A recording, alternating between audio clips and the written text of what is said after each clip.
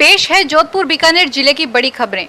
जोधपुर संभाग के जालोर जिले में एक पैंथर आने की सूचना पर जोधपुर वन विभाग वन्य जीव प्रभाग की उड़न दस्ता टीम रेस्क्यू ऑपरेशन करने के लिए वहां रवाना हुई। बताया गया है कि जालोर के दांतिया सरवाना सरहद पर पैंथर ने उत्पात मचा रखा है।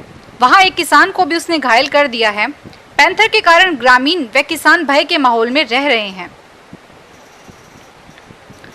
बीकानेर के जिला कलेक्टर नमित मेहता ने कहा कि बीकानेर से होकर निकलने वाले सभी राष्ट्रीय राजमार्गों पर चल रहे सड़क निर्माण के कार्य निश्चित समय सीमा में पूर्ण गुणवत्ता के साथ पूर्ण हो जाएं तथा ऐसे स्थान का चिन्हीकरण किया जाए जो दुर्घटना संभावित स्थल है।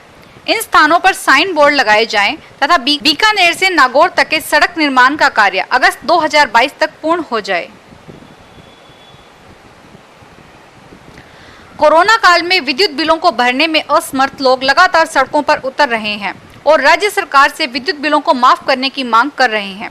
बढ़े हुए विद्युत बिलों के खिलाफ जालोरी गेट स्थित बड़ी ईदगाह और आसपास के रहने वाली महिलाओं ने जोधपुर में कलेक्ट्रेट के बाहर प्रदर्शन किया।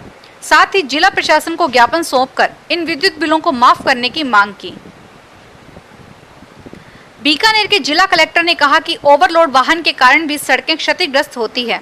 ऐसे में ओवरलोड वाहनों पर अंकुश लगाने के लिए प्रथम चरण में वाहन चालकों और मालिकों को समझाया जाएगा। इसके बाद परिवहन, पुलिस और प्रशासन की ओर से संयुक्त रूप से अभियान चलाकर ओवरलोड वाहनों के विरुद्ध नियमानुसार कार्रवाई अमल में लाई जाएगी।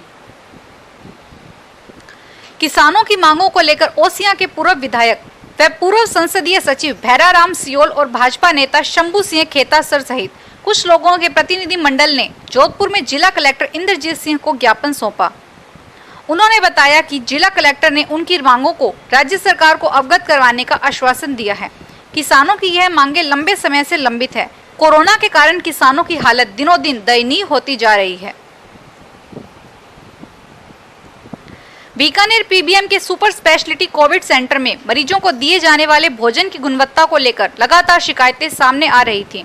इसको देखते हुए अब मरीजों को शुद्ध भोजन मुहैया करवाने का जिम्मा रोग निदान सेवा संघ ट्रस्ट ने उठाया है। कोविड सेंटर में भर्ती मरीजों को सुबह व शाम दोनों समय अब रोग निदान सेवा संघ ट्रस्ट की तरफ से निःशुल्क भोजन दिया जाएगा। दक्षिण पश्चिमी मानसून की रफ्तार मारवाड़ में फिर धीमी हो गई है। जोधपुर में 4 दिनों से लगातार बरस रहे बादलों ने रूखापन दिखा दिया। हालांकि आसमान में काली घटनाएं घिरी हुई रही, लेकिन छितराई रहने से बारिश की आस टूट रही है।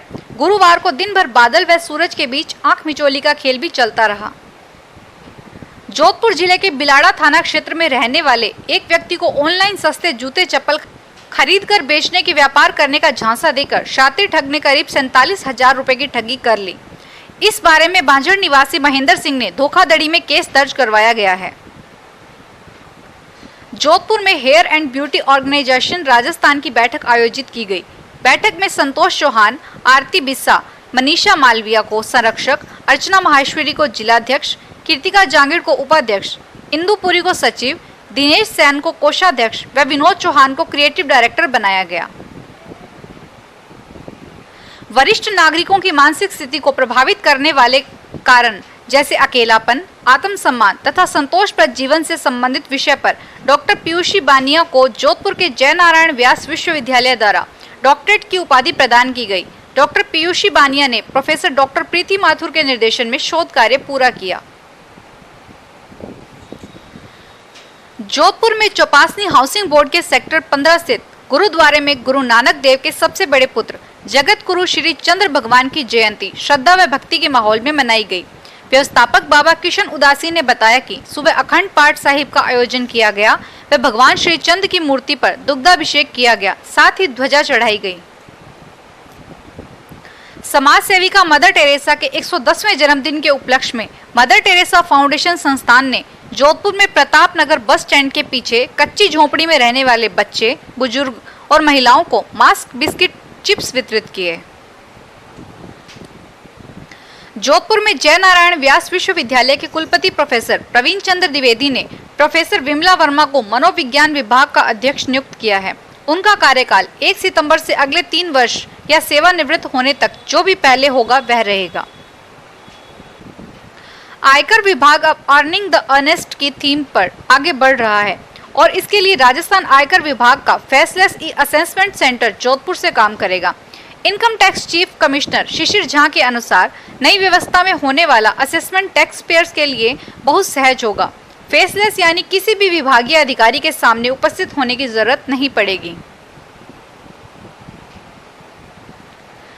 जोधपुर के मानवाधिकार संरक्षण व एलीट फाउंडेशन की ओर से प्रकृति को हरा भरा रखने के उद्देश्य से राष्ट्रीय स्तर पर चलाए जा रहे ग्रीन इंडिया अभियान के तहत जगदम्बा कॉलोनी माता का थान में वृक्षारोपण कार्यक्रम आयोजित किया गया। कार्यक्रम में एडवोकेट शैलेंद्र शर्मा ने प्रकृति के संरक्षण व प्रदूषण मुक्त पर्यावरण बनाने के लिए सभी को जीवन में वृक्ष लगाने की अपील की।